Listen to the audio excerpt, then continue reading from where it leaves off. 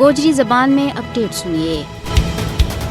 بھارت میں مسلمانہ کو مستقبل سنگین خطرات تو دوچار ہے۔ ہندو انتہا پسندہ نے مسلمانہ ور بھارت کی ذمہ تنگ کر دیتی ہے۔ نہ صرف انہوں کی جان، مال، عزت و آبرو بلکہ انہوں کا مذہبی معاملات میں کھلی مداخلت کی جا رہی ہے۔ حال ہی میں بھارتی ریاست مدھیہ پردیش میں عید میلاد النبی کا جلوس میں شریک مسلمانہ ور پولیس اور ہندو انتہا پسندہ نے حملوں کیو، جس نال مسلمانہ کا جذبات نہ سخت صدموں پہنچے ہوئے۔ یہ سلسلہ آج ہی کو نہیں بلکہ جد تو فسطائی مودی بھارتی عوام کا سراں ور مسلط ہوا ہے، اس ویڑا تو آج تک ہزارہ مسلمانہ کو ہجومی قتل ہو چکے ہوئے۔ مودی حکومت نے گاؤں رکشک کا روپ میں ایک ایسی فورس تشکیل دیتی ہے جڑی حکومت کی چھائے چھتری تلے وہ غلیظ کارنامہ سر انجام دے رہے ہیں جنہ کی تفصیل جان کے انسانیت کو سر بھی شرم نال جھک جائے گا۔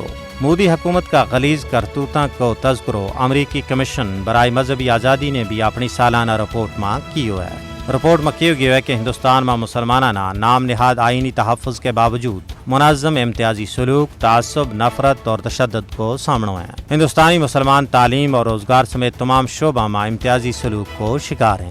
RSS کو بغل بچو بی جے پی حکومت کا سیاہ دور میں مسلم مخالف جذبات میں بے عاد باد ہوا ہے۔